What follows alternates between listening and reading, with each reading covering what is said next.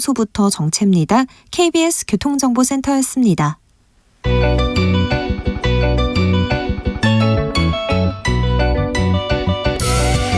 한층 날카롭다, 한결 정확하다, 한편 세심하다. 밖에서 보는 내밀한 분석, 정치적 원의 시점. 오늘의 정치권 상황 원회에서 더 정확하게 분석해 드립니다. 이현주 전 국민의힘 의원, 어서 오세요. 네, 안녕하세요. 부드러운 카리스마 이현주입니다. 그리고 노영희 변호사입니다. 네, 안녕하세요. 노영입니다. 네. 주말에도 김남국 의원 탈당 소식이 큰 화제였습니다. 어떻게 보셨어요? 노영희 변호사님. 일단 김남국 의원으로서는 탈당할 수밖에 없지 않았을까, 여러 가지 측면에서 그런 생각을 조금 하고 있고요. 네, 지난주에도 굉장히 곤란한 상황이 이어질 거라고 말씀하셨습니다. 네네. 근데 이런 상황이 되니까 사실 또 당에서도 본인이 탈당한다는데 탈당하지 말고 끝까지 여기서 한번 뭐 해봐라 이렇게 할 수는 사실은 없는 거거든요. 네. 왜냐하면 또 하면 하는 대로 그거 미흡하다고 또 얘기가 나올 게 뻔하기 때문에. 네. 근데 저는 이번 사건은 세 가지 측면에서 좀 봐야 될 것 같아요. 김남국 의원이 이렇게까지 이제 비난받는 이유가, 첫 번째, 국회의원이기 때문에 코인하면 안 되냐, 이제 이런 거가 한 측면이 있을 것 같고, 예. 질문이. 또 하나는 돈을 많이 벌었기 때문에 문제가 되는 것이냐. 세 번째로는 가난 코스프레를 한 것이 정말 문제냐. 이제 이 세 가지 측면에서 저는 조금 생각을 해봐야 될 것 같아요. 첫 번째, 세 번째 지금 비난이 집중되고 있습니다. 네, 맞습니다. 그리고 돈을 많이 벌었느냐 하는 거는 이제 그때 당시에 돈을 그렇게 많이 번 것처럼 보이는 코인을 가지고 있었다는 거지, 현재는 어떤지는 사실 안 나와요. 아직 안 밝혀졌어요. 그래서 그 부분에 대해서는 저는 조금 잘못된 얘기인 것 같고, 예. 국회의원이기 때문에 이거 하면 안 된다. 예를 들면 의정활동하거나 상임위원회에 있을 때 그런 거 하면 안 된다. 이건 뭐 너무 당연한 얘기라서 네. 그거는 비난을 받아야 될 것 같아요. 본인 말대로. 예. 근데 이제 몇 천 원짜리 거래한다고 그랬다는 건 좀 믿기지는 솔직히 않아요. 그래서 어쨌든 중요한 건, 만약에 국회의원이기 때문에 이런 거 하면 안 된다는 비난이 타당한다면 저는 다른 국회의원들도 좀 봐야 될 것 같아요. 아, 네. 이번 기회에. 네, 이번 기회에 민주당의 김남국 의원뿐만 아니라 사실 이 코인 열풍이 되게 많이 불었었거든요. 몇 년 동안에. 그래서 저도 사실은 해보고 싶었으나 이제 저는 못했는데, 사실은 저 말고 수많은 국회의원들이나 수많은 뭐 젊은이들이나 수많은 뭐 사람들 다 많이 했을 것 같아요. 이거는 뭐 불법도 아니었고 나쁜 것도 아니니까. 근데 그렇다면 그 하는 거는 문제가 안 되는데, 국회의원이라는 직업 특성상 의정활동에 매진하지 않고 이거 했다는 게 문제가 될 수 있기 때문에, 네. 그렇다면 다른 국회의원들만이라도 한번 전수조사해서 정확히 따져보는 게 맞을 것 같고요. 그런 다음에 만약에 김남국 의원 같은 게 나오면 그때 가서 또 이제 비교해가지고 정확히 얘기를 해봐야 되겠죠. 또 하나는 가난 코스프레가 문제라고 한다면, 코인을 해서 돈을 버는 것하고 자기가 가난하다, 난 좀 자린고비다 이렇게 말한 것하고가 직접적인 인과관계가 있느냐. 그 직접적인 인과관계가 있어요? 저는 솔직히 그건 직접적인 인과관계는 없을 것 같아요. 물론 간접적으로는 가난하고 나는 돈도 없고 뭐 힘들다라고 말했는데 알고 봤더니 코인 부자였다. 그거는 솔직히 말해서 이제 현상을 두고 말을 하는 거거든요. 근데 그때 당시에 그렇게 말했던 것하고 실제 코인을 보유하는 것하고는 별개 문제이기 때문에 그걸 좀 냉철히 따져보는 게 중요할 것 같아요. 이현주 의원님. 네, 뭐 다른 의원들, 국회의원일 경우에 이제 거기 좀 집중을 해야 되는데, 아무래도 이걸 하다 보면 여기에 너무 정신이 팔리지 않았겠느냐. 근데 국회의원으로서 어떤 충실 의무, 네. 이런 거 국민들이 볼 때는 좀 이 부분이 눈살이 찌푸려질 수밖에 없다. 요 부분은 말씀하신 대로 전 다른 의원들도 역시 네. 똑같은 잣대로 보긴 봐야 될 것이고, 이것은 이제 어차피 이게 이슈가 됐기 때문에 할 수밖에 없지 않느냐, 이런 생각이 들고요. 그다음에 이제 가난 코스프레, 뭐 이거는 이제 코스프레인지 뭔지 모르겠지만 어쨌든 이제 조금 정서적인 부분이 있었던 것 같아요. 과거에 이제 국민의힘에도 나는 임차인입니다라고 해서 굉장히 네. 공감을 얻었다가 나중에 윤희숙 알고 전화는? 보니까 가짜 임차인이다 이래가지고 굉장히 비난을 받았죠. 그 지금도 마찬가지인데요. 이런 차원에서도 이것이 이제 정서적으로 굉장히 국민들이 믿었던, 또 특히 이제 김남국 의원을 또 어쨌든 뭐 정치적으로 찬성을 하든 안 하든 간에 그 사람의 어떤 성향 이런 것들에 대해서 아무래도 이렇게 조금 신뢰하던 부분들이 좀 뒤통수 맞는 느낌 좀 있을 거예요. 그래서 이거는 뭐 정서적인 부분이다 이렇게 보이고요. 하나도 이제 그 외에는 제가 볼 때는 뭐 정서적인 이런 것들을 떠나서 좀 과도하다라고 볼 수도 있는데, 다만 이제 아쉬운 부분은 재산 등록을 할 때 이게 이제 등록 대상이 아니지 않습니까? 네. 그래서 이제 안 하긴 했어요. 근데 사실은 우리가 이게 금액이 뭐 예를 들어서 얼마 안 된다 이러면 그냥 넘어갈 수도 있겠지만 굉장히 크잖아요. 그러면 이게 재산 등록을 해야 돼 말아야 돼 굉장히 고민을 할 것 같거든요. 그러면 아마 뭔가 뭐 성관이라든가 관련된 데다 문의할 수도 있었을 텐데 그냥 공개적으로 이것을 내가 등록을 해야 될까 말아야 될까라고 차라리 그때 이게 이슈가 됐었고 그래서 그때는 등록 안 했지만 나중에 하겠다라든가 이렇게 정리가 됐었으면 문제가 안 됐을 텐데 이게 그냥 아무 말 없이 넘어간 부분에 대해서는 이게 금액이 그렇게 큰데 당연히 저는 이렇게 합리적으로 보면 고민이 좀 될 것 같은데 고민 안 했나? 그리고 고민을 하다가 그냥 넘어간 부분들은 조금은 자신이 이제 국회의원이라는 것에 대해서 좀 가볍게 생각한 거 아닌가라는 좀 아쉬움이 있고요.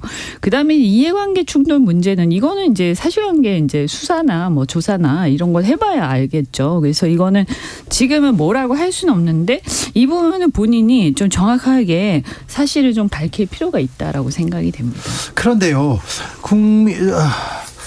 국민들이 의혹의 눈초리를 보고 있습니다. 민주당에서도 진상 조사하겠다, 윤리 감찰하겠다 이렇게 얘기했는데 탈당을 했어요.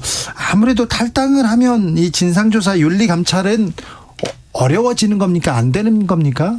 일단 안 되겠죠. 민주당 사람이 아닌데. 근데 저는 사실 그 당의 뭐 당규나 이런 거 정확히 몰라가지고 제가 어떤지 잘 모르겠어요. 뭐 이미 그렇게 감찰에 한번 넘어갔는데 탈당한다고 해서 끊어내는 건지 아니면은 일단 뭐 들어갔으면 나중에 탈당을 하더라도 끝까지 하는 건지. 근데 제가 알기로는 아마 그냥 한번 감찰위원회에 넘어갔더라도 일단 당 소속이 아닌 경우는 안 한다는 얘기를 제가 들어서 정확히는 저도 모르겠습니다. 근데 이거는 그 국민의힘 같은 경우에도 좀 그런 게 있지 않나요?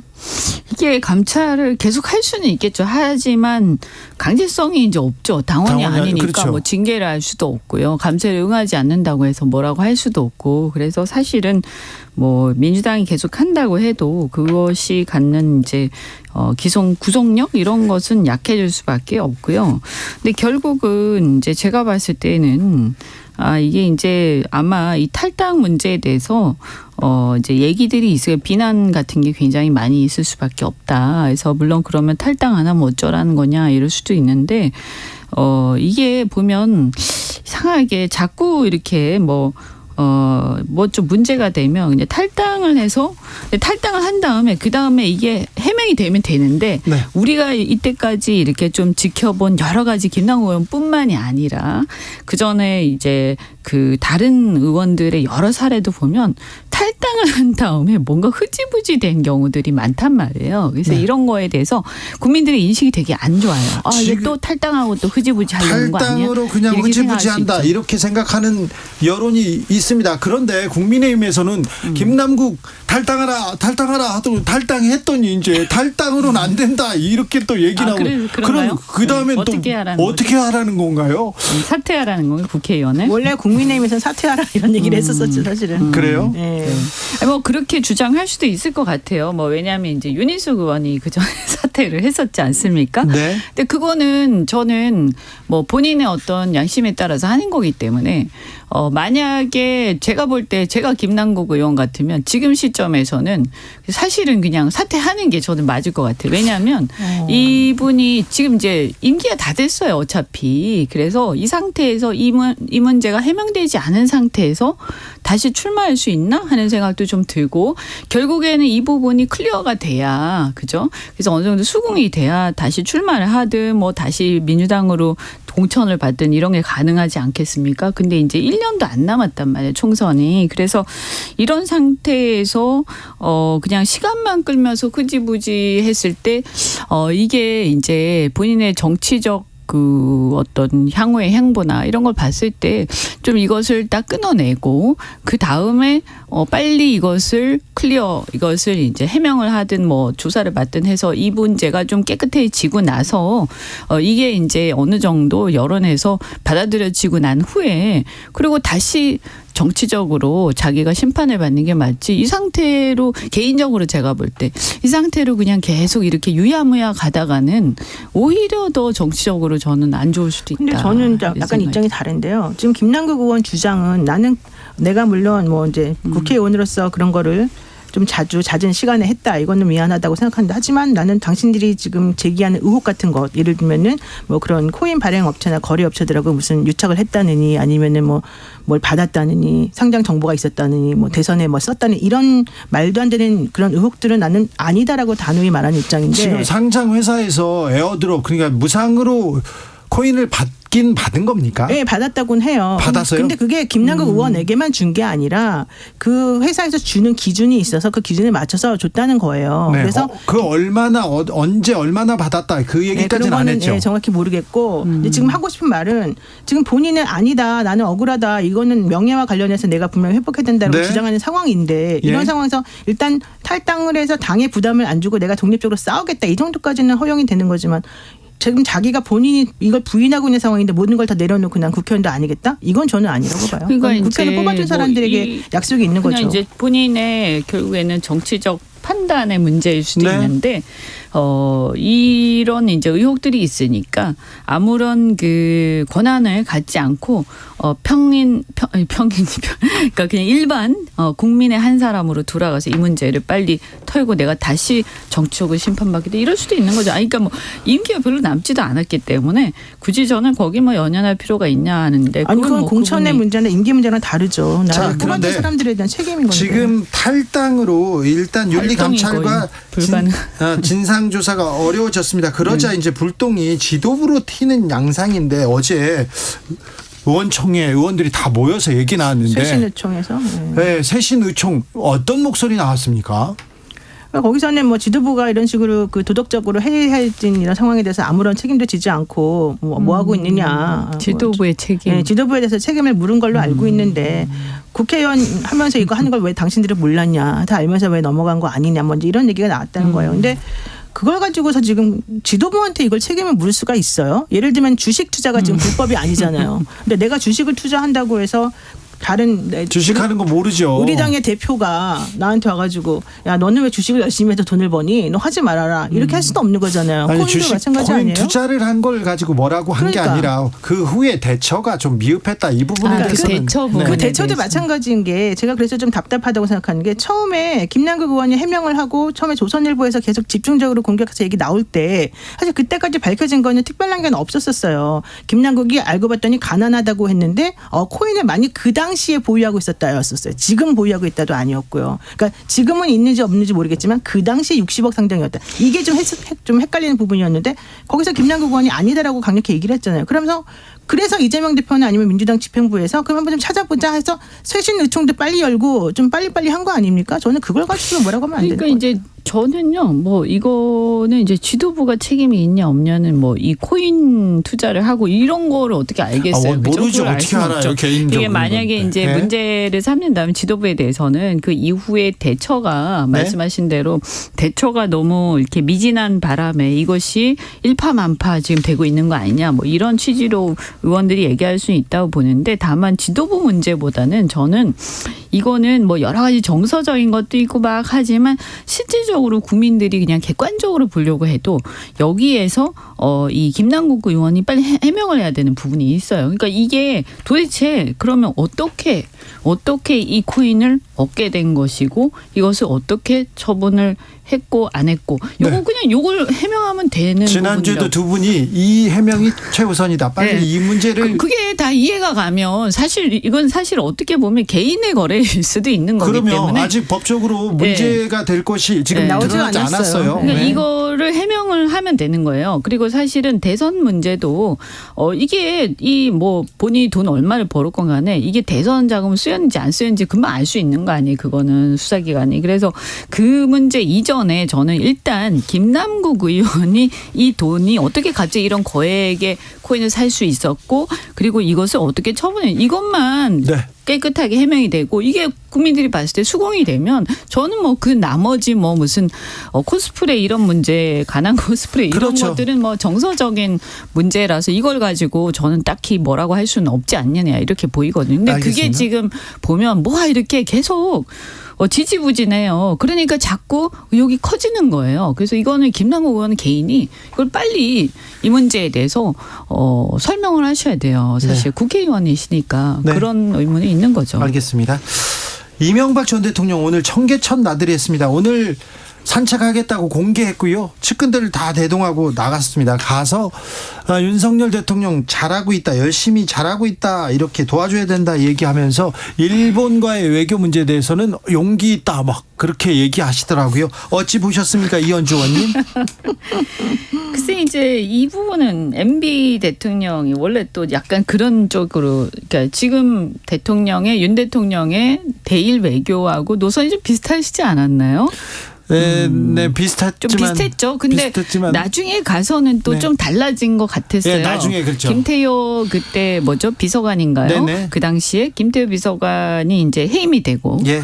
그리고 독도를 방문하고 하면서 또 너무 과하게 또 어떤 네. 면에서 너무 과하게 반일 약간 선동적인 그런 그렇습니다. 행태도 보였어요. 그래서 저는 그때 약간 갸우뚱했거든요. 뭐 네. 이게 너무 막 널뛰기를 하면서 네. 극단을 오가니까 좀 적절치 않다 생각했는데, 이분이 원래 그런 생각이 조금 있으셨던 게 아닌가 하는 생각이 들고, 그 다음에 이제 뭔가 이 윤 대통령한테 힘을 실어주기 위해서 이런 말씀을 좀 하신 것 같아요. 의도하고 나왔어요. 내가 언제 와서 얘기하겠다 해놓고 윤석열 대통령 얘기를 했어요. 그것도 의도했어요. 저는 보훈 차원이 크다고 봐요. 왜냐하면 본인을 어쨌든 살면시켜 준 것이고 예. 본인을 그 벌금 조사 수준 다 지금 뭐 안내도 되게 추징금 만들어진 거잖아요. 안 냈습니다. 네.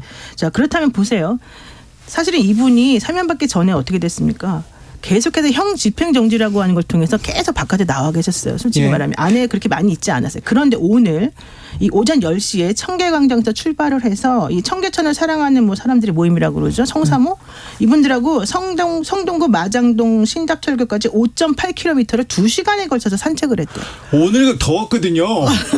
2시간 저는 못 걸어요. 우리는 못 걸어요. 근데 이렇게 몸도 안 좋으시다고 해가지고 계속 그 형도 못 사셨던 분인데 어쨌든 건강을 다 회복하신 거는 참 다행이지만 너무 건강하시게 지금 밖에서 나와가지고 이렇게 2시간을 걸어가지고 하셨다는 거는 제가 봤을 때 대통령이 고마운 마음을 많이 가져야죠. 왜냐면 밖에 나와가지고 건강해졌을 테니까. 저는 전직 대통령들께서 뭐 그렇다고 다 어디 틀어박혀만 계실 수는 없겠죠. 그래서 활동도 하시고 다 좋습니다만 결국 이제 우리 어떤 역사 속에서 정말 보수 쪽에서는 아주 그래도 특별히 평가하는 게 박정희 대통령이라고 한다면, 이제 진보 쪽에서는 뭐 물론 YS DJ도 있지만 워낙 또 노무현 대통령 사랑하시지 않습니까? 네. 그래서 저는 그런 정도, 그리고 YSDJ 정도를 제외한 나머지 분들, 그리고 특히 지금 살아계신 분들은 이 정치적 영향력을 발휘하는 거에 대해서는 저는 좀 신중하셨으면 좋겠다. 그 역사에 별 도움이 안 되고